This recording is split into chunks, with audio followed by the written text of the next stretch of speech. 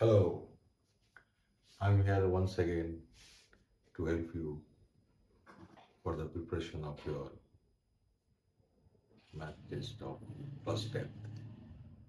Earlier, I already have assigned you with many questions, but this is the time when I feel, because of the request of my students, to once again upload some videos. So please pay attention to my class. If you have any doubt, you just write some sort of your views on my channel. Okay, now start with this one, real number. The product of HCF and LCM of least prime and composite numbers. That is very much known to you. Least prime number is 2 and least composite number is 4.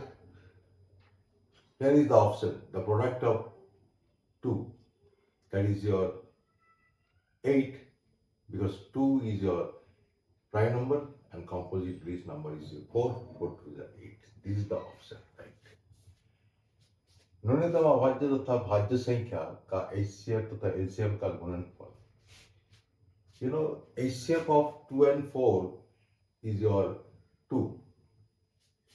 महत्तम समावर्तक 2 और 4 का 2 है और लघुत्तम समावर्तक 4 है. ऐसे ही LCM भी 4 है, तो 4 और 2 को गुना करूंगा तो 8 आएगा. Number 2, LCM of 2 raised to the power 5 and 3 raised to the power 3 and 2 raised to the power 3 into 3 raised to the power 5. यहाँ पे भी लिखा हुआ है, सेम क्वेश्चन है.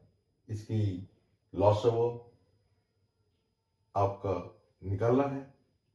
तो लॉसोवो के लिए यहाँ पे एलसीएम के लिए फर्स्ट आपको देखना पड़ेगा इसमें पावर सबसे ज्यादा कितने में है. इनमें ज्यादा पावर 2 का 5 है, 3 का 5 है. 2 का 5 है, 3 का 5 है. So this is the option. Third one is the option. 2 to the power 5, 3 to the power 5. This is the LCM of these two numbers.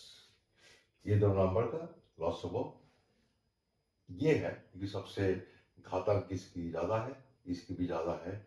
लॉसोवो बोलने से घातांक ज्यादा कर लो और मॉसोवो बोलने से कम वाला कर लो. अगर मॉसोवो बोलता तो ये 3 वाला होता. ठीक है, तो answer is your 2 to the power 5, 3 to the power 5. Same type of question is here. LCM 8 to the power 7, b to the power 5, 8 to the power 5, b to the power 7. LCM अभी ऊपर में बताया कि इसकी LCM होगा सबसे बड़ा power A का 7, B का 7. ऐसे ही यहाँ पे भी A का 7, B का 7. तो इसका LCM दे रखा है 8 to the power 7, b to the power 7. तो इसकी मॉसोवो क्या होगा ना. अगर ऐसे क्वेश्चन दिया होता है तो आप इसको एलसीएम को इस दोनों को मल्टीप्लाई करके डिवाइड करो तो 8 to the power 7, b to the power 7 cancel हो जाएगा और ये आंसर आएगा 8 to the power 5, b to the power 5. तो 8 to the power 5, b to the power 5 answer है. पता लग गया आपको कि यहाँ पे अगर ऐसे कुछ दिया होता है तो आप इसकी मॉसोवो निकालने के लिए इसको मल्टीप्लाई कर दो और इससे डिवाइड कर दो, या तो इनके जो छोटा है सबसे छोटे वाला को पकड़ लो, ये आएगा 8 to the power 5, b to the power 5. ठीक है. Which of this is not composite number? इसमें से कौन सा भाज्य संख्या नहीं है. इसमें आपको देखना है कि अगर इसमें प्लस माइनस कुछ लिखा हुआ है और कॉमन आ रहा है, जैसे कि यहाँ पे कॉमन आ रहा है, इस पर भी 3 कॉमन आ रहा है, तो ऑब्वियसली ये 3 फैक्टर हो जाएगा. कॉमन लेते ही एक फैक्टर हो जाएगा. पहले कॉमन आएगा फिर फैक्टर आएगा इंटू 1 होगा. तो इस प्रकार से ये यहाँ पे इसमें भी कॉमन आ रहा है, इसमें भी कॉमन आ रहा है, इसमें भी कॉमन आ रहा है, लेकिन इसमें कॉमन नहीं आ रहा है.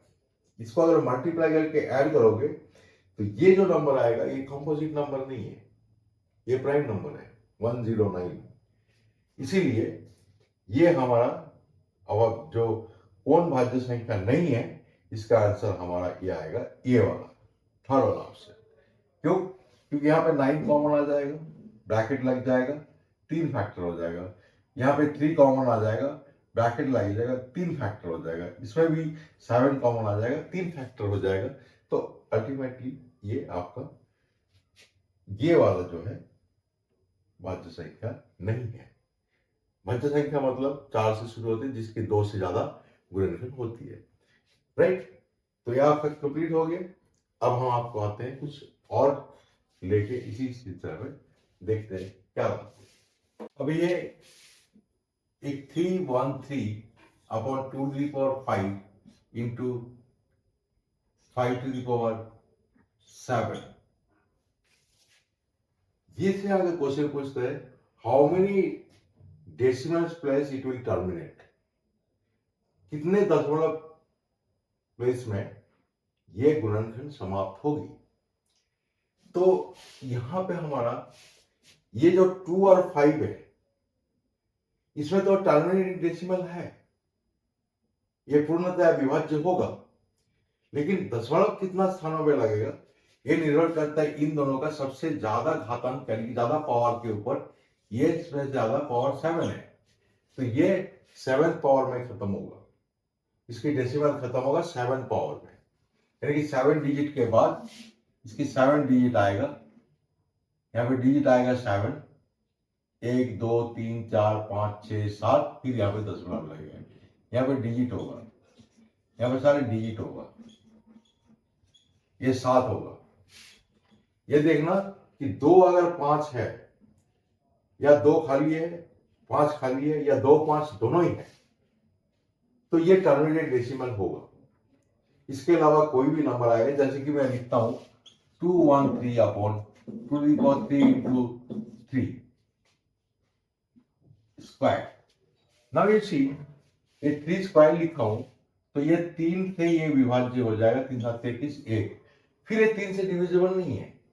अगर ये 3 से डिविजिबल नहीं हुआ तो ये पूर्णतया विभाज्य नहीं होगा, ये टर्मिनेटिंग डेसिमल नहीं देगा, क्योंकि टर्मिनेटिंग डेसिमल होने के लिए केवल मात्र 2 टू द पावर m और 5 टू द पावर n इस हिसाब से रहना चाहिए। अगर 2 to the power 5 5 to the power n अगर इस डिनोमिनेटर में यानी कि हर में है तभी होगा, अगर इनमें कोई साधारण गुणनखंड यानी कि कॉमन फैक्टर नहीं होती। जैसे कि यहाँ पे 3 कॉमन फैक्टर थी, काट दिया मैंने, फिर बाकी 3 से डिविजिबल नहीं है, 3 रह गया, तो ये कंप्लीटली डिविजिबल नहीं होगा, ये टर्मिनेटिंग डेसिमल नहीं है, जबकि ये टर्मिनेटिंग डेसिमल है। ये 2 और 5 से होगा, और इसमें दोनों में जितना पावर ज्यादा होगा उतनी प्लेसेस में डेसिमल खत्म होगा। ये 7 है, 1 2 3 4 5 6 7 में कंप्लीट होगा, right. one of the zero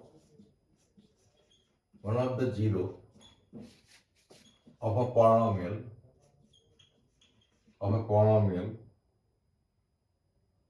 2 plus root 5, one of the zero of a polynomial is 2 plus root 5 and their product and their sum is 4. Find the polynomial.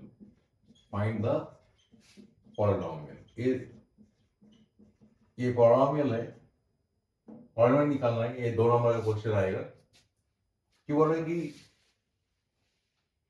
कोई भी बहुपद का एक शून्यक 2 प्लस रूट 5 है,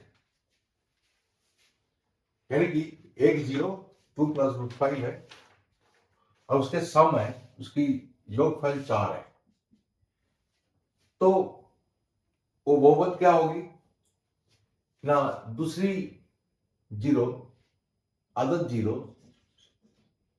क्या होगा ना, 4 है सम है और पहला 0 ये है, तो 4 माइनस 2 माइनस रूट 5 एक 2 माइनस रूट 5 होगा। Now this is there are these two zeros, 2 zero आ गया आपके पास। अब इसकी सम भी दे रखा है तो प्रोडक्ट निकाल लो, प्रोडक्ट ऑफ जीरोस। प्रोडक्ट क्या होगा आपको पता है, 2 plus root 5 into 2 minus root 5, जो कि होगा 4 माइनस रूट 5 का स्क्वायर, यानी कि 4 minus 5 is equal to minus 1। हमारा फॉर्मूला है x square minus s x plus p polynomial का। तो 4 हमारा दे रखा है, x square minus 4x plus ये वाला प्रोडक्ट है minus 1। So this is the polynomial. ये आपका बहुपद हो गया। आगे समझ में, ये आपका एक जीरो दे रखा है, उसकी सम दे रखा है, उसका योगफल दे रखा है 4। तो दूसरी जीरो निकाल लो, सम से उसके माइनस कर लो, दूसरी जीरो निकल आएगी, उसकी गुणनफल कर लो, गुणनफल आ गई। अब इसका फॉर्मूला है एक्स स्क्वायर माइनस योगफल गुना एक्स प्लस में गुणनफल। तो गुणनफल हमारा माइनस 1 निकला, ये लगा दो, ये लगा दिया, ये हो गया आपका। कह रहे कि अगर ये 5x square plus p plus q plus r x plus p q r, इसके बोले कि the sum of the zeros of this polynomial is 0. The sum of this polynomial is 0. यानी कि इस बहुपद का शून्य के मान शून्य है। Sum of the zeros of this polynomial, zeros, इस बहुपद का शून्यों का योगफल शून्य है। हमारा पता है बहुपद का योगफल का शून्य है, मतलब कि सम ऑफ द जीरोस क्या होता है, माइनस बी अपॉन ए। ये सम ऑफ जीरो होता है, sum of zero, sum of zero बहुपद का मूलों का योगफल होता है, बहुपद का शून्यों का योगफल होता है माइनस बी बटा ए। अगर माइनस बी बटा ए, बी यहाँ पे ये है p plus q plus r, तो minus p plus q plus r बटे में ए होता है 5। ये हमारा दिया हुआ है शून्य है, तो शून्य लगा दो, minus p plus q plus r बटे में 5, ये शून्य है। अब देखो अगर शून्य है तो p plus q plus r is equal to शून्य है। फिर ये वाला शून्य अगर है तो कहें कि p q plus q q plus r q का वैल्यू कितनी है, what is the value of this one, एक क्वेश्चन है। तो अगर आता है कि p plus p q plus q plus p q plus r q का मान क्या है, आपको 9th में पढ़े होंगे कि p plus q plus r is equal to 0 होने से p q plus q q plus r q is equal to 3pqr होगा। ये आइडेंटिटी है, ये सर्वसमीका है, इसीलिए आप इसका जवाब दो कि भाई p plus q plus r 0 है, अतः p q plus q q plus r q का वैल्यू 3pqr है। राइट, ये आंसर आएगा। ये भी 2 नंबर क्वेश्चन है। बहुपद का शून्यों का योगफल शून्य है, यानी कि sum of the zeros of this polynomial is 0।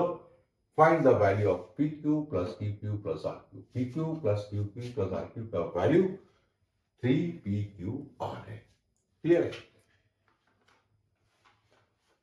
अब देखो आगे क्या होता है, कोशिश करो समझने की। नहीं तो कोई अगर गलती हो या कुछ समझने में गलती आ रहा है तो आप यहाँ पे मेरे चैनल में लिख के भेजो, मैं उस प्रकार से काल से कोशिश करूंगा कि इसको भी दूर करने की। राइट, ये आ गया कि 4√3 x square plus 5x plus 2√3। Find the zeros of this polynomial, find the zeros of this polynomial and verify the zeros and with the coefficients you have to verify. Find the zeros of this polynomial and verify the zeros with the coefficients. कैसे हम, question है बहुपद इसके शून्य ज्ञात कीजिए और इसके शून्यकों का गुणांकों में संबंध की सत्यता की जांच कीजिए. We have to judge the coefficient with the sum and product of the zeros.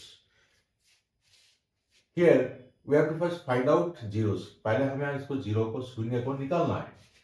ये निकालने का तरीका देखो. ये √3 पता है 3 आ जाएगा, ये 2 आ गया, ये 4 आ गया, 4 दूनी 8, 8 से 24. Now the product of these two is 24. Now इसका दो फैक्टर बढ़ाना है, बढ़ाओ. 8 and 3 आएगा, जिसमें कि 5 आने का चांस है. अगर यहाँ पे माइनस है तो obviously you have to subtract, आपको माइनस करना पड़ेगा. यहाँ पे अगर माइनस है तो याद रखना माइनस करना पड़ेगा. माइनस का मतलब ये है कि इसकी चिन्ह अलग अलग होगा. ये प्लस है, बड़े वाला का निशान प्लस लगाओ, माइनस लगाओ. अब यहाँ पे लगा जाओ. 4√3x² plus 8x minus 3x minus 2√3. अब देखो ये 4 कॉमन है, कॉमन ले लो. x कॉमन है, x भी कॉमन ले लो. √3x प्लस 2 बचा हुआ है. माइनस यहाँ पे √3 बचना चाहिए. जो √3 होगा तो ऑब्वियसली √3 कॉमन लो. √3x माइनस, ये माइनस कॉमन लिया तो यहाँ पे साइन चेंज होगा, प्लस 2. अब इसको यहाँ पे फैक्टर हो गया √3x प्लस 2 और 4x minus √3. So zeros are, this is your √3x plus 2 is equal to 0, 4x minus √3 is equal to 0, x is equal to minus 2 upon √3 and x is equal to √3 upon 4. Now we have two zeros here. If we take the sum of these two zeros, now let me take the sum. अब इसको हमें सत्यता जांच करनी है इसकी गुणांकों के साथ. तो जीरो हमारा, इसको योगफल क्या होता है, द सम क्या होता है. सम मीन्स जमा करो, -2 अपॉन √3 प्लस √3 अपॉन 4. यह आएगा 4√3 एलसीएम. यह आएगा -8 प्लस 3 -5 बटा 4√3. ओके, -5 बटा 4√3 and this is nothing but your minus b upon a. Here b is your 5 and a is your 4√3. So justified, minus b upon a is justified, sum of the zeros is justified here. Now product of zeros. अब इसको हम सत्यता जांच कर लिया, मूलों का योग कर लिया. योग करने पे हमने ये मिला -5 बटा 4√3. -5 क्या है ना, ये 5 क्या है ना, b का वैल्यू है, b 5 है, a क्या है 4√3 है. तो हमारा माइनस b पर a सत्यता इसका जांच हुआ. नाउ गुणनफल, product of zeros. Product of zeros में करते हैं हम,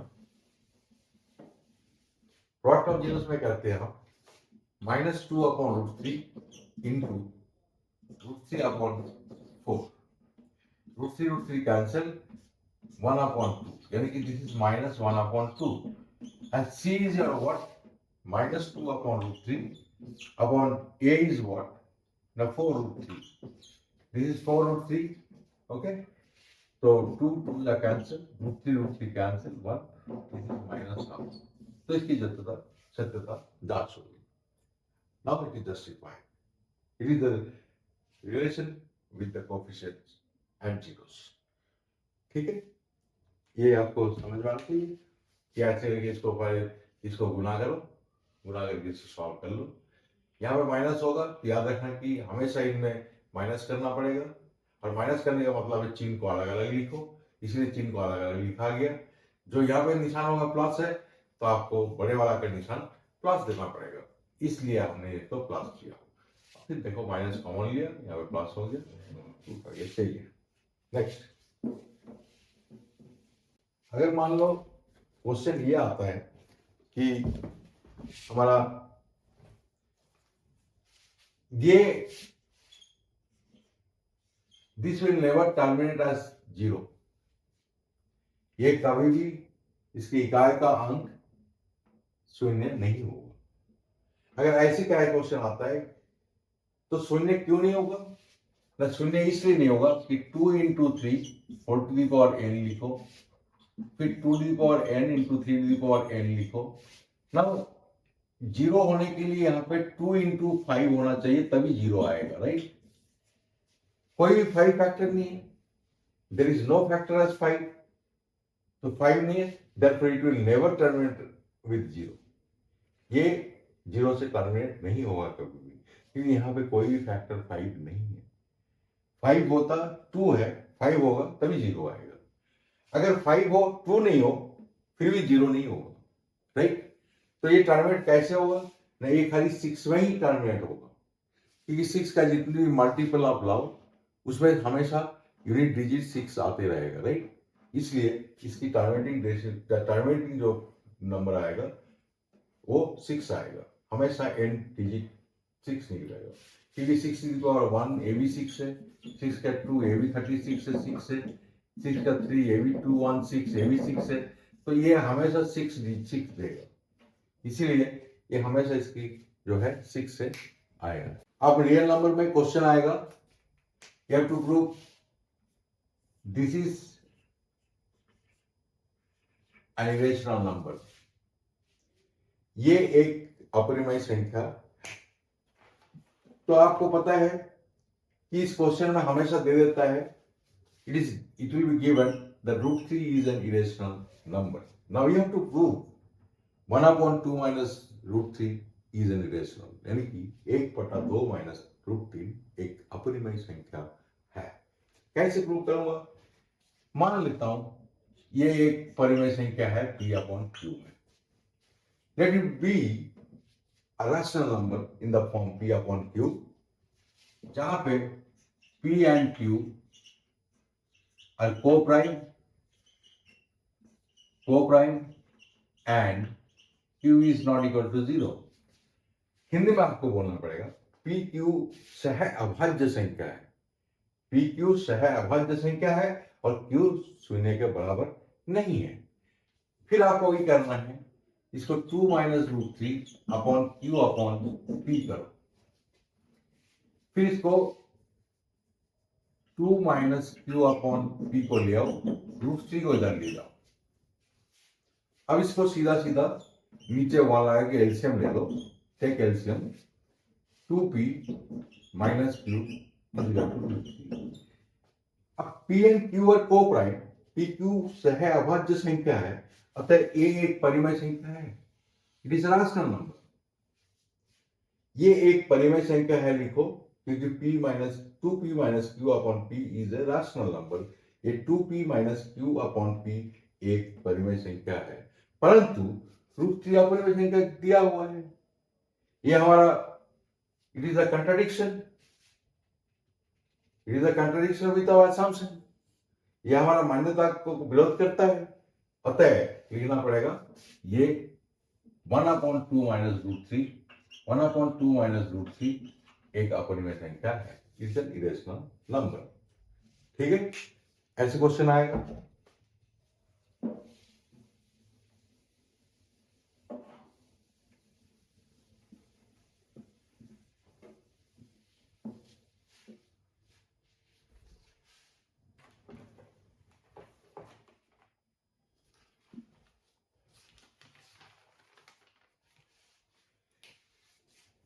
seven into 9 into 3 into 5 plus 9 plus 7 into 9, क्या ये एक भाज्य संख्या है?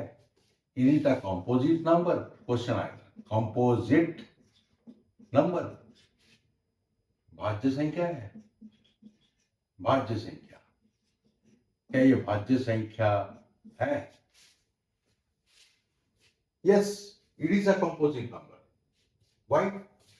आई टोल्ड यू, जहां पे प्लस माइनस निशान है यहां पे आप कॉमन ले लो एक, बस छोटी सी 7 इंटू 3 प्लस 5 इंटू 1 लिख दो। नाउ यहां पे लिखो there are more than 2 factors, 2 से अधिक गुणनखंड है, अतः ये एक भाज्य संख्या है। ठीक है, ये एक भाज्य संख्या हो गया। एक क्वेश्चन आया है बहुत सुंदर है, करें कि यदि संख्याएं 525 and 3000,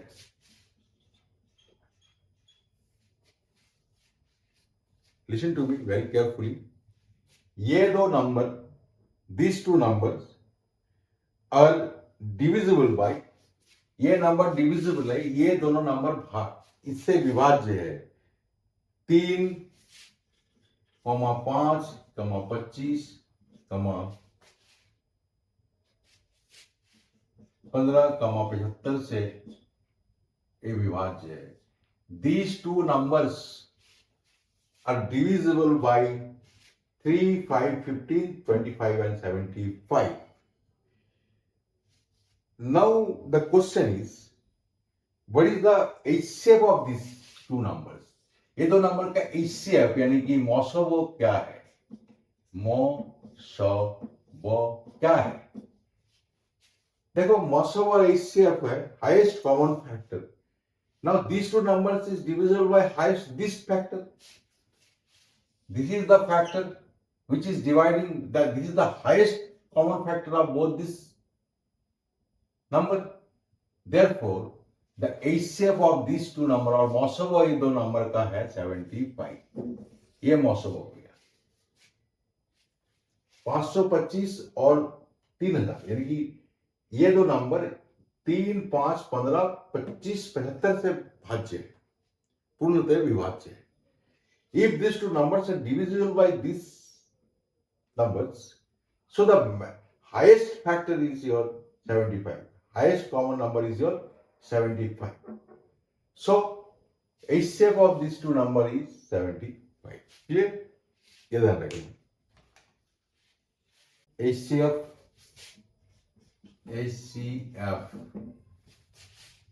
ये है HCF है 2520 6600 is equal to 120. LCM 2520 6600 is 252K. What is K? यानी कि मौसवो दे रखा है, ये मौसवो है और ये लौसवो है। मौसवो दे रखा है, इसका महत्तम समावर्तक दे रखा है 120 और लघुत्तम समावर्तक दे रखा है 252K। अब बोला है K का वैल्यू फाइंड करो। अगर हमारा एलसीएम दे दो या एचसीएफ दे दो, ये क्लियर है, एचसीएफ क्लियर है, तो हमें पता है कि LCM is equal to product of two numbers upon में एचसीएफ। तो directly you do it like this, 2520 into 6600 upon में this is your 120. Now you divide it by this. 12 5 are 60, 12 5 are 60. So this is your 2520 into 55. Okay. Now here the question is given 252K. You leave this 252 and this is your 550 into 252. So the answer is this one. The value of K is 550.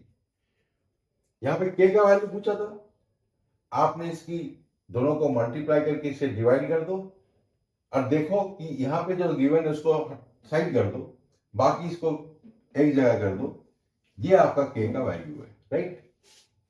ऐसे question भी आ सकता है क्योंकि find the value of K।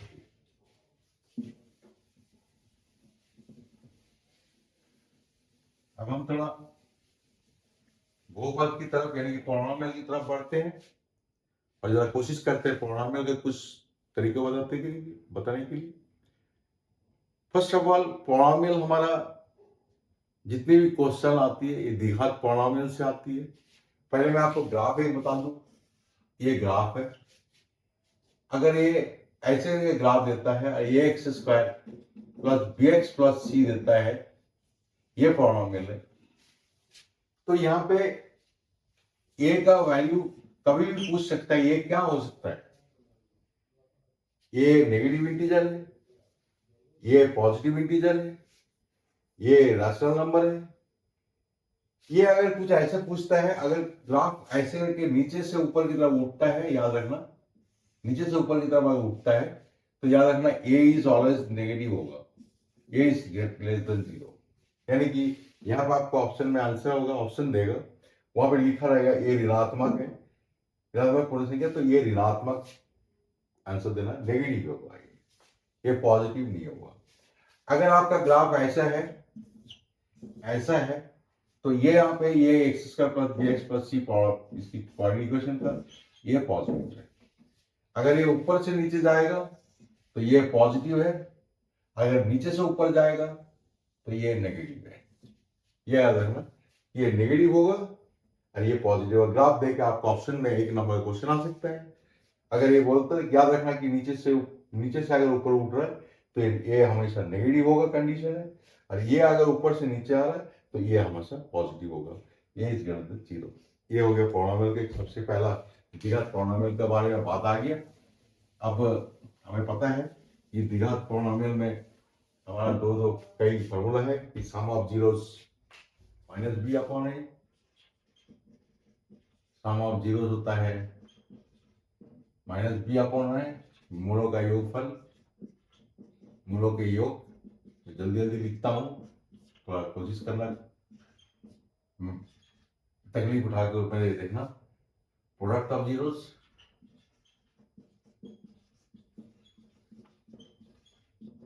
C upon a है, मूलों का गुणनफल है, ये मूलों के गुणनफल है, मूलों का गुणनफल है, ये सी अपॉन ए है। तो इस प्रकार से आपका जो फॉर्मूला है मूलों का ये सी अपॉन ए है ना, ये बार बार लिखने की कोई जरूरत नहीं है। माइनस बी अपॉन ए मूलों का योगफल है, क्योंकि सम ऑफ जीरो से product of zero c upon a, मूलों का गुणनफल सी अपॉन ए है। अब हम क्वेश्चन में आते हैं। अगर बोलता है कि अभी थोड़ी देर पहले मैं आपको एक क्वेश्चन में कहा था कि मूलों का योगफल और गुणनफल के साथ कि उसके कोफिशिएंट के साथ उसकी संबंध स्थापित करो, तो वहां पे आपको मूल जो उसकी जीरोज है वो निकाल लो, उनको जमा करो, फिर माइनस बी अपॉन ए से उसको टच कर लो, उसको दोनों का गुणा कर दो, सी अपॉन ए निकालो, यानी कि सम ऑफ जीरो निकालो, फिर माइनस बी अपॉन ए से देखो, अगर है दोनों बराबर है तो जस्टिफाइड, और अगर गुणा करो क्योंकि मल्टीप्लाई कर लो जीरो को, अगर सी अपॉन ए से वो मिलता है तो भी जस्टिफाइड हो जाता है। ये हमारा उसके कोफिशिएंट के साथ उसका रिलेशन इस सर्विस हम करते हैं। लेकिन अब हम आते हैं कुछ क्वेश्चनों में आते हैं कि जो क्वेश्चन हमारा आने का चांसेस बहुत ज्यादा है। अब आपको बोल देगा कि x square minus 3x plus 5 का जीरो है अल्फा बीटा, यानी कि इसकी मूल अल्फा और बीटा। अगर मूल अल्फा बीटा है तो बोलता है alpha upon beta plus beta upon alpha plus alpha square upon beta square plus beta square upon alpha square ज्ञात करो। अगर ऐसी क्वेश्चन आता है तो आपको सबसे पहले क्या करना पड़ेगा, what you have to do first initially, you take the sum of zero, that is alpha plus beta is equal to minus 3 upon 1, that is 3. Alpha beta is equal to c upon a, that is 1 5.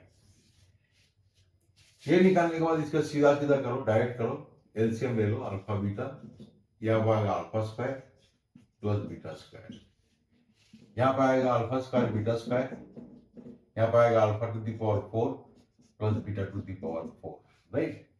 अब इसकी value कैसे निकालेंगे, नहीं यहाँ पे algebraic identity लगेगा, याद रखना, a square plus b square का ए प्लस बी का whole square minus 2ab।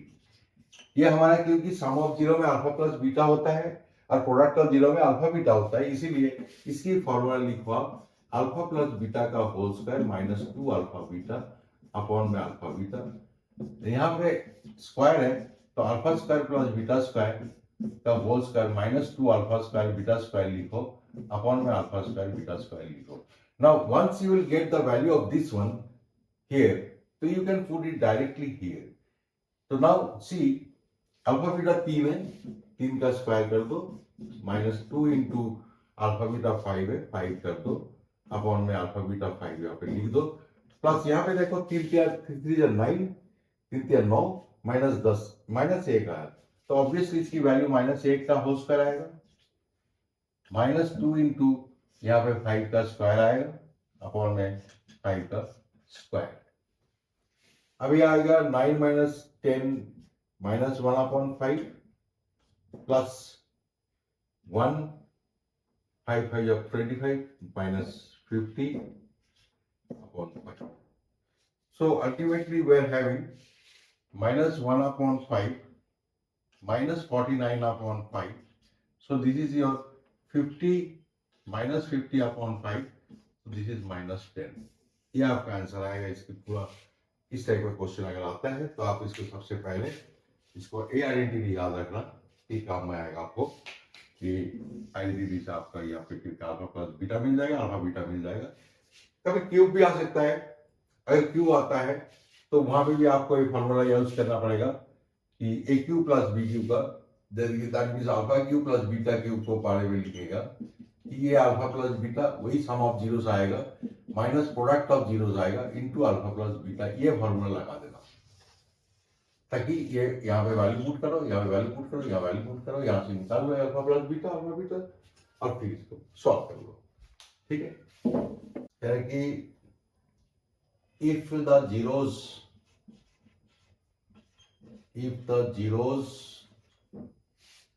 of the polynomial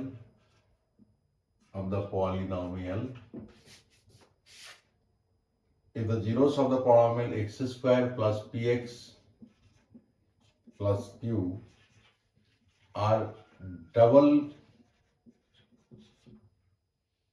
the zeros of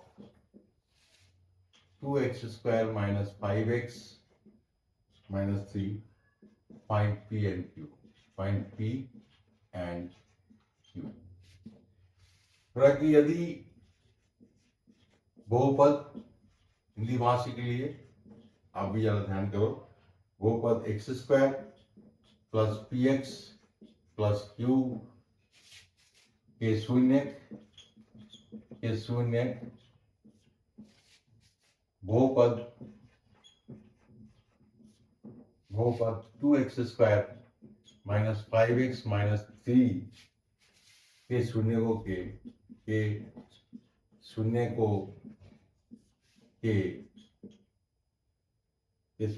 के दो गुना है, दो गुना है, दो गुना हो तो P और Q का मान ज्ञात करो, Q का मान ज्ञात करो।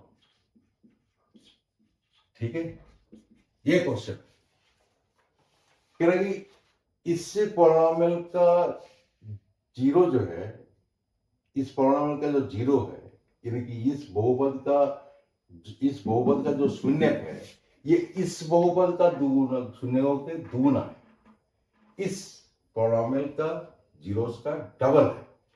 तो इसके अगर ये पॉलिनोमियल का ये डबल है तो पहले इसको लेट कर लेता हूं, माना इसके शून्य अल्फा बीटा है, let the zeros of 2x square minus 5x minus 3 be alpha and beta। मान लिया कि इस बहुपद का शून्य माना अल्फा और बीटा है, अतः अल्फा प्लस बीटा हमारा यहाँ पे माइनस 5/2 5/2 है, 5/2 है, और अल्फा बीटा c अपॉन ए माइनस 3/2 है। ये हमारा निकल गया। अब बोला है कि इस बहुपद का इसका जीरोस क्या होगा, इसका जीरो होगा 2 अल्फा और 2 बीटा, इसके सामने क्या होगा 2 इंटू अल्फा प्लस बीटा, ठीक है। तो 2 इंटू अल्फा प्लस बीटा अगर है तो 2 इंटू 5/2, ये 2 कैंसिल हो गया, 5 आ गया। तो इसका जो सम ऑफ जीरोस है that is your here minus b upon a. So this is equal to, this 5 is equal to minus p upon 1, so p is equal to minus 5. So the value of p is minus 5. Got it? इसके zero के दुगुना, the zeros of this polynomial is double of this zeros of this polynomial. तो इसके zero late करके alpha plus beta निकाल लिया, alpha beta निकाल लिया। अब इसके जीरो अगर अल्फा है तो इसका 2 अल्फा है, इसका बीटा है तो 2 बीटा है। तो 2 alpha plus 2 beta some of zeros, 2 into alpha plus beta, 2 into alpha plus beta is not 2 us here, 5/2, 5 आ गया। नाउ यहाँ पे सम ऑफ जीरोस क्या होता है, माइनस बी बटा 1।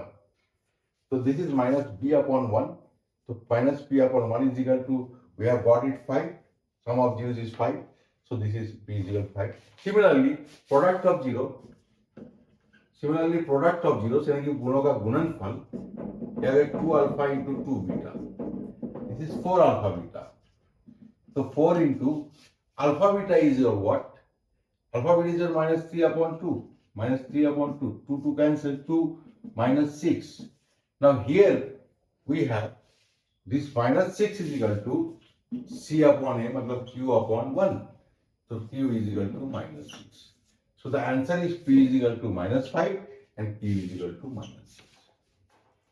जब भी ऐसे क्वेश्चन दे, अब इसको लेट कर लो, जितनी टाइम्स बोला है उसको मल्टीप्लाई करके इसकी पहले इसकी सम और प्रोडक्ट निकाल लो इसके, और फिर इसके 2 अल्फा 2 बीटा करके उसका भी सम निकाल लो, उस हिसाब से इसके वैल्यू पुट कर दो, क्योंकि यहाँ पे गिवन है, इसमें गिवन है।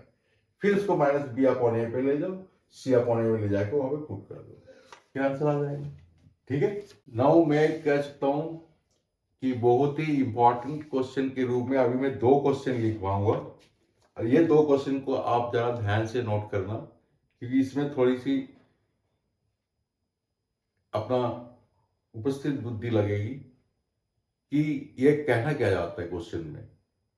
जैसे कि एक क्वेश्चन है, if one of the zeros of the polynomial, if one of the zeros of the polynomial is reciprocal to the other or multiplicative inverse of other, अगर रेसिप्रोकल और मल्टीप्लिकेटिव इनवर्स एक zero दूसरे zero का अगर ऐसे बोलता है, if it is given one of the zero is reciprocal to the other or multiplicative inverse of others, that means the product of those two zeros is 1. Now we will use the identity sum of zeros and we will get it on this slide. Let's see. The question is what? If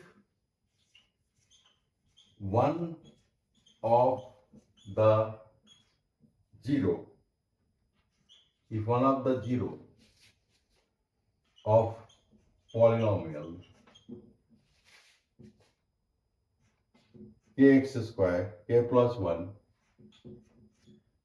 x square minus 5x plus 5 is multiplicative inverse.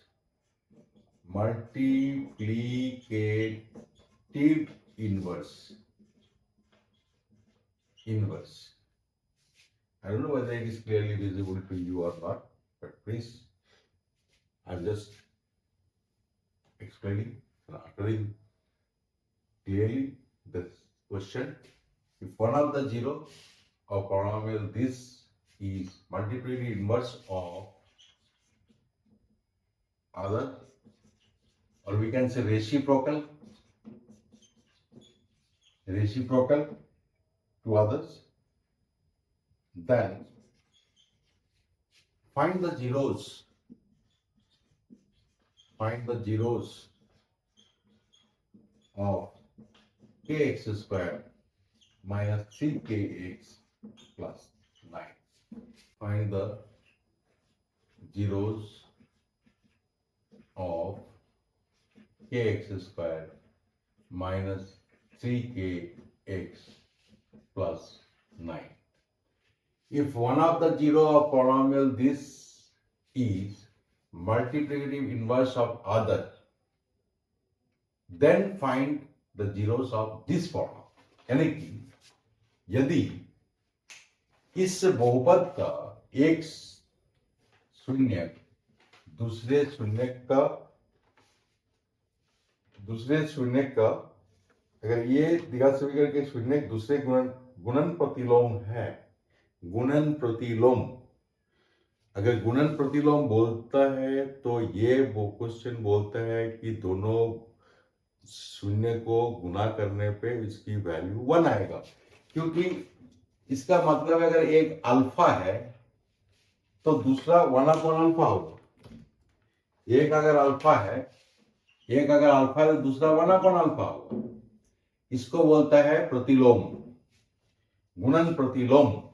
एक शून्य दूसरे शून्य का गुणन प्रतिलोम है, यानी कि 1 0 is reciprocal to the other or 1 0 is multiplicative inverse of other. That means if we multiply these two, then it will be 1 only. So this implies that the product of zeros is 1. यानी कि प्रतिलोम अगर बोलते हैं एक शून्य दूसरी शून्य का गुणन प्रतिलोम है, तो इस शून्य को के गुणनफल हमेशा 1 होगा। और हमें पता है गुणनफल का फॉर्मूला c बटा a होता है, c upon 1, c upon a। तो c अपॉन a क्या रहेगा? c is your 5, c is your 5 and a is your k plus 1. So c upon 1 a, that means 5 upon k plus 1 is equal to 1. Once it is given that in multiplicative inverse, that implies the product of zeros is 1. So c upon 1 a is equal to 1. Now 5 is equal to k plus 1 and 5 minus 1 is equal to k, that means 4 is equal to k. We have got the value, k मिल गया हमें। हमें यहाँ पे इसकी zero find करना है, तो के अननोन क्वांटिटी है, के अननोन क्वांटिटी हमारा यहां से मिल जाएगा। कैसे मिलेगा ना? वो जो रेसिप्रोकल बोल दिया, वो जो प्रतिलोम गुणन प्रतिलोम बोला है, इसका मतलब हो गया कि c बटा 1 यानी c अपॉन 1 इसकी वैल्यू 1 है, क्योंकि ये जो अगर अल्फा है तो दूसरा गुणन प्रतिलोम 1 अपॉन अल्फा होगा। अगर अल्फा है रेसिप्रोकल 1 अपॉन अल्फा होगा, मल्टीप्लिकेटिव इनवर्स 1 अपॉन अल्फा होगा, तो दोनों को मल्टीप्लाई करने से इसकी वैल्यू 1 आएगा। तो now we have k is equal to 1. Once it is k is equal to 1, now we have, this is your 4x square minus 3 4 the 12x plus 9. So this is your, now you see this is 4x square, again here it is plus. If it is plus, here the sign, both the sign will be same sign, negative. That means you have to add 9 4 the 36, 6 6 the 36, 6 6 the 36, 6 and 6 will give you 12. So you have to sum up 6x minus 6x plus 9. Now it is your 2x, 2x minus 3 minus 2, 3x minus 3. Now this is your 2x, sorry, this is your 3, 2x minus 3, and this is your 2x minus 3. Those who are well known to the identities, you can directly write this is 2x minus 3 whole square. That means both the zeros are equal. So you can write that way also. If you don't know, you go for middle term splitting this way, and now you are getting x is equal to 3 upon 2 and x is equal to 3 upon 2. Both the zeros are 3 upon 2 and 3 upon 2. यानी कि आपको पता लगा k का मान निकालने के बाद आपको यहाँ पे पुट कर दो, पुट करके ये इक्वेशन बन जाएगी, ये जो है ये पॉलिनोमियल बन जाएगी। इस पॉलिनोमियल को आप फैक्टराइज कर लो, फैक्टराइज करने के बाद इसको 0 इजिकल टू 0 लिखो, 0 लिखते 3/2 ये शून्य आ जाएगा, दोनों शून्य के निकल जाए, राइट। ये ध्यान रखना, ये क्वेश्चन आने के चांसेस बहुत ज्यादा है, क्योंकि रेसिप्रोकल ये जो आपको गुणन प्रतिलोम या जोज्य प्रतिलोम यानी कि एडिटिव इनवर्स, इसका भी क्वेश्चन मैं आपको एक बताता हूं। The zeros of polynomial 4x square minus 8kx plus 8x minus 9 are negative of each other, negative of each other, negative of each other. Find the zeros of, find the zeros of,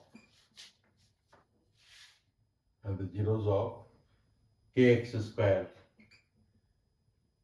plus 3kx plus 2.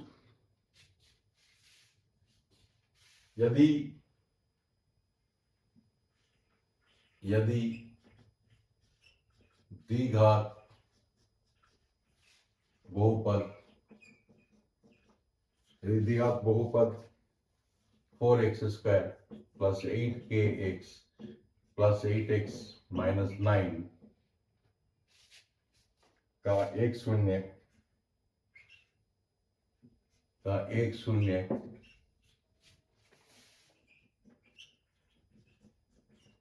दूसरे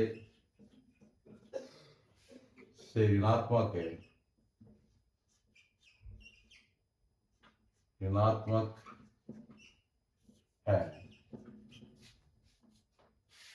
है, तो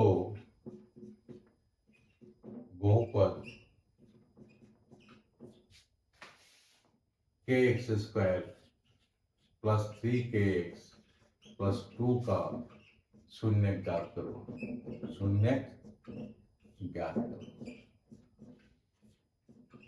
ठीक है। ये question हो गया। पहले हमने गुणन प्रतिलोम पढ़ा, फिर हमने रेसिप्रोकल गुणन प्रतिलोम यानी कि मल्टीप्लिकेटिव इनवर्स पढ़ लिया। अब आ गया हमने एक दूसरे का ऋणात्मक है। एक शून्य अगर दूसरे शून्य का ऋणात्मक होती है तो इनकेस योगफल क्या होगा, न शून्य होगा, राइट, क्योंकि सेम चीज है, प्लस माइनस का है तो शून्य होगा। हमें पता है योगफल यानी कि sum of the roots is your, यहाँ पे you have to be very careful. ये जो है लाइन यहाँ पे बहुत केयरफुल होना पड़ेगा, क्योंकि यहाँ पे स्टैंडर्ड फॉर्म में लिखा हुआ नहीं है। अगर स्टैंडर्ड फॉर्म में लिखा हुआ नहीं होती है तो इसको पहले स्टैंडर्ड फॉर्म में लिख लो, 4x square minus 8x common ले लो, यहाँ पे k आ जाएगा, माइनस में 1 आ जाएगा, ठीक है। हमारा ये -8 और ये पूरी चीज जो है ये b हो गया, सही है। तो हमारा -b/a ये होता है मूलों का योगफल यानी कि शून्यकों का योगफल, सम ऑफ जीरोस। और वो हमारा जब ही दे दिया कि हमारा ये एक दूसरे का ऋणात्मक है, अगर शून्य एक दूसरे का ऋणात्मक है तो इसकी योगफल शून्य होगा। अतः ये शून्य है, प्रश्नानुसार ये शून्य है। According to the question this is 0। Now minus, it is your minus 8k minus 1, minus 8k minus 1 upon a 4 is equal to 0. So ultimately 8k minus 1 is equal to 0. Okay? Upon 4, so 4 will be here 0. So 8k minus 8 यानी कि here it is k is equal to 1. Now once we have k is equal to 1, we will put it here. हमें k का value मिल गया, एक है. अगर k का value एक मिल गया तो हम इसकी वैल्यू यहाँ पे पुट कर देंगे. k का value x square plus 3x plus 2. अब इसके जीरो निकालने के लिए 2 1 जा 2 फैक्टराइज कर लो. 2x प्लस x प्लस 2, यहाँ पे x कॉमन ले लो, x plus 2 plus 1 x plus 2. अब आ गया x प्लस 2, क्या आ गया x प्लस 1. तो now it is x is equal to minus 2, x is equal to minus 1. These are the zeros. ये minus 1 और ये minus 2. ये जीरो हो गया. क्लियर है? ये चीज ध्यान रखना कि अगर एडिटिव इनवर्स और मल्टीप्लिकेटिव इनवर्स आता है तो मल्टीप्लिकेटिव इनवर्स में 1 होगा प्रोडक्ट में, और एडिटिव इनवर्स में या तो एक दूसरे का ऋणात्मक देता है, अगर बोलता है योज्य प्रतिलोम है, या मूलों का योज्य प्रतिलोम के एक मूल दूसरे मूल का नेगेटिव है, यानी कि एक जीरो दूसरे जीरो का नेगेटिव है, या तो ये बोलता है एक शून्य दूसरे शून्य का योज्य प्रतिलोम है, तो दोनों का योगफल शून्य होगा. और योगफल शून्य होगा तो योगफल का फॉर्मूला माइनस बी बटा ए लिख के जीरो लिखो. यहां से यहाँ पे माइनस बी निकालने के लिए x को मैं अलग से निकाल दे ताकि b हमारा क्लियर हो जाए. माइनस 8 इंटू के माइनस 1 इज द b. तो माइनस माइनस प्लस हो गया, कुल मिलाकर ये ऐसे आया. फिर एक के माइनस के इज इक्वल टू 1 आया. 1 इसको पुट कर दो यहाँ पे, जिसकी जीरो शून्य निकालने दिया है, जीरो निकालने दिया है, पुट करो, इसको सॉल्व कर लो. ये आ गया. क्लियर है? फिर हम आते हैं लीनियर इक्वेशन इन 2 वेरिएबल्स में. हम अभी रोज ही आपको कुछ ना कुछ मदद के लिए देते रहेंगे. I will try my the best to have common questions, and I do hope you will get it. आपको जरूर कॉमन क्वेश्चंस मिलेंगे. आप इसके लिए हमारे वीडियो के चैनल को सब्सक्राइब कर लीजिए और लाइक कर दीजिए, और इसमें जो भी खामियां या गलतियां हो रही है इसे आप जरूर बताइए ताकि हम इसे सुधार के आगे और भी ले जा सकें. राइट? मेरे ख्याल से प्रश्नों की मात्रा जो है बहुत अच्छी प्रश्न आपको मिल रहे, और हम उम्मीद करते हैं कि आपको ये जरूर इसको ये मदद मिलेगी पेपरों में.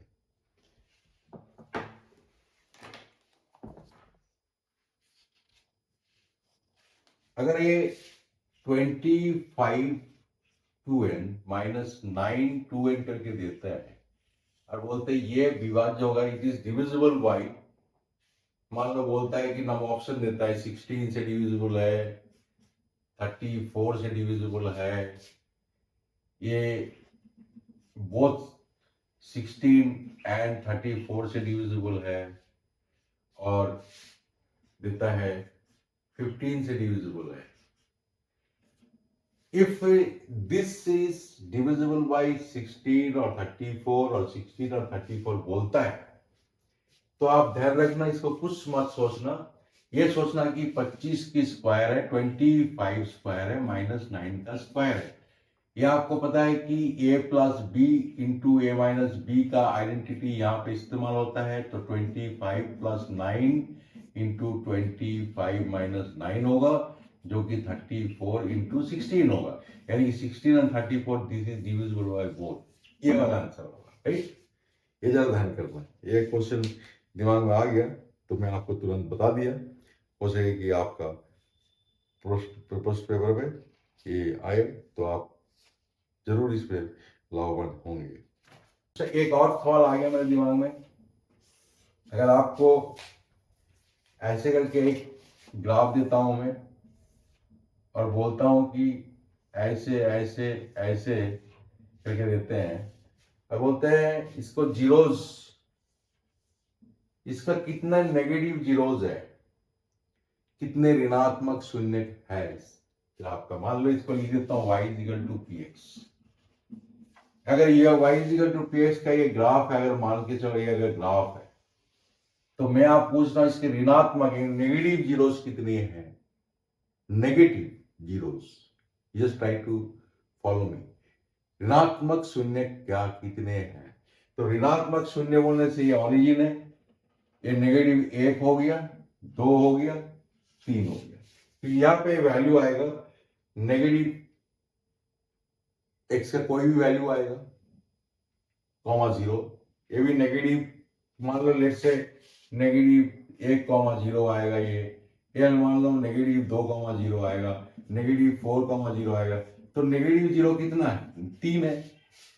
देयरफॉर इसकी 3 नेगेटिव 0 है। अगर पॉजिटिव मांगता है तो 1 और 1 2 है, right?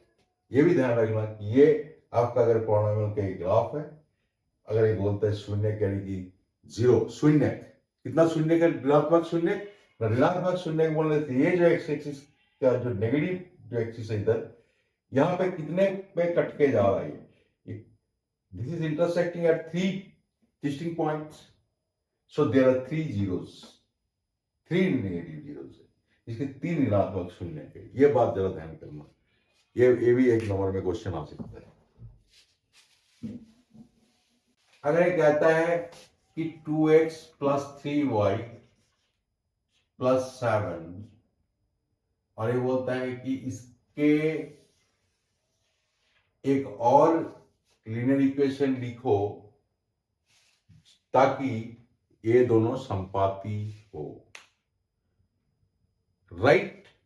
Another linear equation of this one so that those two will represent a coincidental line, या दोनों का इनफाइनाइट सॉल्यूशंस है, या दोनों का अनंत हल है।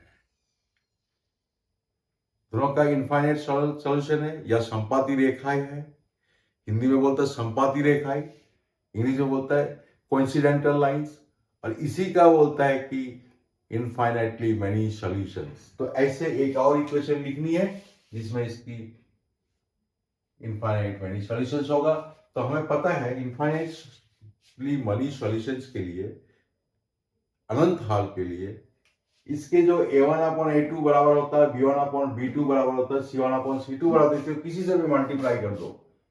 मान लो लेट से 2 से मल्टीप्लाई कर दो, 4x 6y 14, ये जो देखो रेशियो सबका इक्वल है। तो ये जो एक इक्वेशन है, ये इसका संपाती रेखाएं है, यानी कि कोइंसिडेंटल लाइन है, इसका इनफाइनाइटली मेनी सॉल्यूशंस है।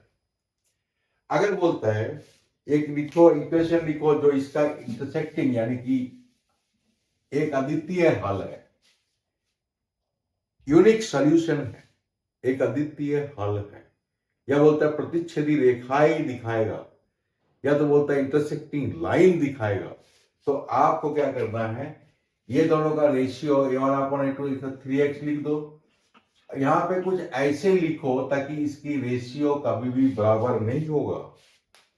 अगर इसको रेशियो बराबर नहीं लिखनी है, इसको तो x लिख दिया, प्लस में y लिख दो, ताकि 2/3 3/1 तो इक्वल नहीं होगा। यहां पे आप कुछ भी लिख दो, बस ये आपका इंटरसेक्टिंग लाइन देगा, यानी कि प्रतिच्छेदी रेखाएं देगा।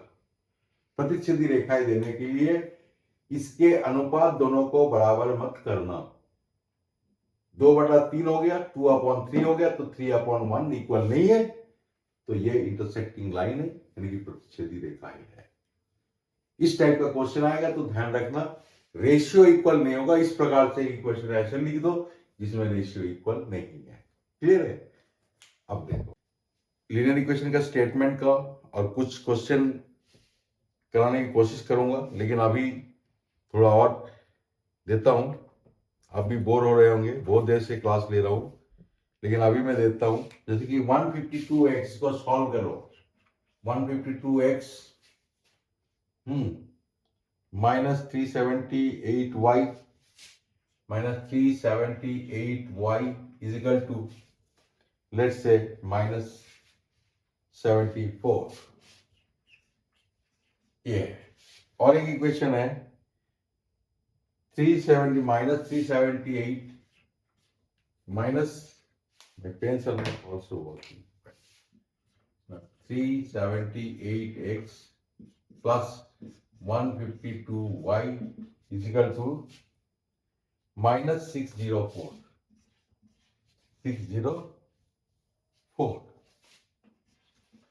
इस टाइप का जब देखोगे कि कोफिशिएंट इसका इंटरचेंज कर रहा है, अगर ऐसे इंटरचेंज दिखता है तो आप इसके हल करने के लिए to solve this two equations you just sum up, एक बार ऐड कर लो, जमा कर लो, और एक बार सब्ट्रैक्ट कर लो, एक बार जमा कर लो, एक बार घटा कर लो, जमा कर लो। जमा करने का मतलब साइन चेंज मत करो। 6 2 2 minus x, minus 2 2 6 y, minus 6 7 8। देखो यहां पे याद रखना कि जब भी ऐसा इक्वेशन आप बनेगी, ये डिजिट पूरा कट जाएगी, यानी कि ये 3 6 8 और 8 होता है 18, तो इसको 3 से काट दो चुपचाप। यह आएगा माइनस x आएगा, या minus x minus y minus 3. Okay, now it is multiply with minus sign. This is 3 1 equation, and another once again you subtract this one. This is number 3 equation, right? ये 3 number equation बनेगी, और उसके बाद इसको दोनों को फिर लिखो, फिर माइनस कर दो।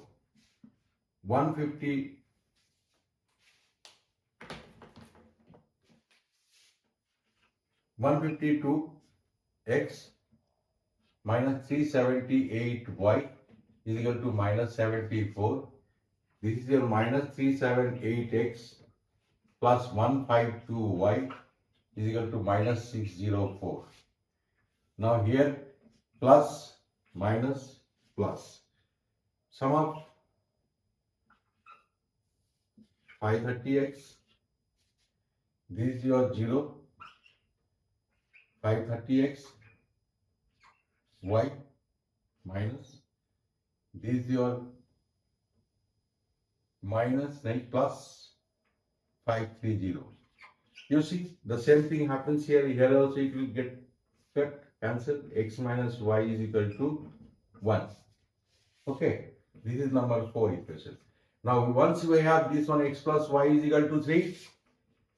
एक बार हमें ये मिला था, और एक बार लास्ट में x minus y is equal to 1. अब ऐड कर लो, 2x is equal to 4, x is equal to 2, right? 2 put कर दो, y is equal to 1 आ जाएगा। ये आंसर बनेगा। याद रखना कि जब भी कोफिशिएंट इंटरचेंज करते हुए दिखता है, एक बार ऐड कर लो, एक बार सब्ट्रैक्ट कर लो, दो इक्वेशन छोटी छोटी बन जाएगी। जितनी भी बड़े बड़े टर्म आएंगे, याद रखना वो पूरी डिविजिबल हो जाएगा, और ऐसे छोटा हो जाएगा, ऐसे भी ये भी छोटा हो जाएगा। अब फिर दोनों को ऐड कर लो, माइनस कर लो, ये आंसर आएगा।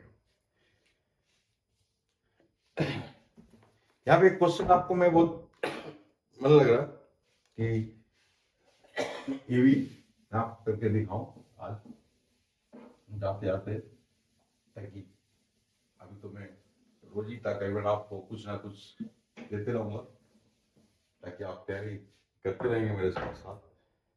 बोला कि find the value of k x plus 3y, kx plus 3y is equal to k minus 3.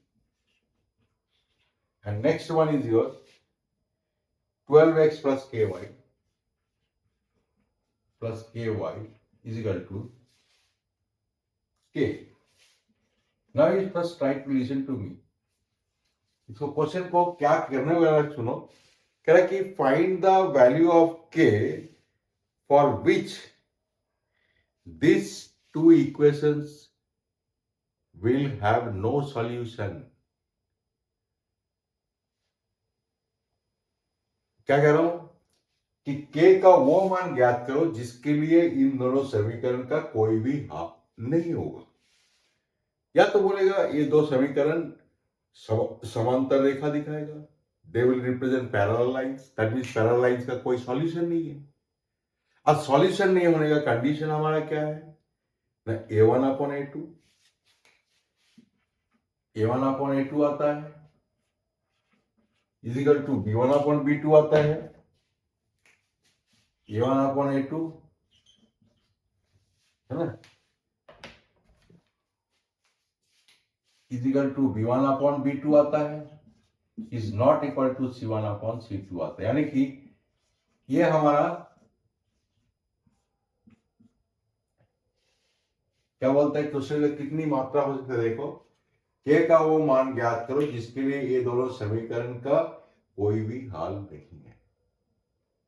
For what value of k these two equations have no solution, or for find the value of k for which these two lines will represent parallel lines, or they are inconsistent। वो असंगत है, संगत नहीं है।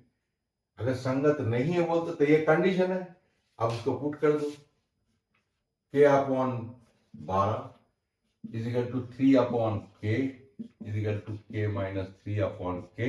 यहाँ पे not equal to का चीज जरूर लगाओ।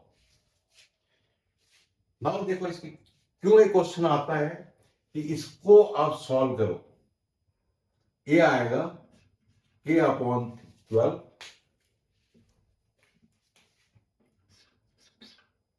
k upon 12 is equal to 3 upon k। देखो k upon 12 is equal to 3 upon k. If I cross multiply, this will be k square is equal to 36. Now you don't forget this one. This line is very important. Here you have to write plus minus 6. K is because you are taking root out, so you have to put these two signs plus minus 6. Now you have to check कि whether plus 6 is valid और minus 6 is valid, यानी कि plus 6 और minus 6 में कौन सी ठीक है, ये देखने के लिए हमें देखना पड़ेगा इधर नॉट इक्वल टू में जाके, क्योंकि यहाँ पे तो ठीक है, यहाँ पे आपको प्लस माइनस जरूर लगाना पड़ेगा। के स्क्वायर, जब भी स्क्वायर का स्क्वायर रूट निकालोगे आप प्लस माइनस साइन लगाओ, you just put plus minus sign. Now you check it here, 3 upon k is not equal to k minus 3 upon k. Cross multiply 3k is equal to k square minus 3k. Here put not equal to. So this 3k you take this side. So 0 is not equal to k square minus 6k. Here is the thing. What you have got here is, this is your k square minus 6k. Now if you factorize this one, this will be 0 is equal to k into k minus 6 is not equal to here. So k is not equal to 0 and k is not equal to 6. But here we have k is equal to plus minus 6. So plus 6 is not valid. So this the answer for k is your minus 6. So the answer is, this is the answer. Got it? इसलिए ये question paper में आता है, क्योंकि यहाँ पे बच्चे क्या करता है, यहाँ पे प्लस माइनस नहीं देता है और फिर यहाँ जाके मार, यहाँ पे कंसीडर नहीं करता है, फिर वो आंसर दे देता है प्लस 6 लिख के, लेकिन प्लस 6 तो वैलिड नहीं है, इसका आंसर माइनस 6 है। क्यों? क्योंकि यहाँ पे ये मान्यता नहीं दे रहा है, यहाँ पे k is not equal to 6 दे रहा है, तो दैट मीन्स कि minus 6 for minus 6 this two equations have no solution, यानी कि दे आर नॉट कंसिडेंटल और they are representing parallel lines. Clear है? Okay, all the best, see you tomorrow at the same time, at the same class. Now आप कोशिश करना कल इन सबको सही करके प्रिपरेशन करना, रिवाइज करना, और अगर कोई दिक्कत है आप मेरे चैनल के माध्यम से मेरे से संपर्क करना। Okay, thank you.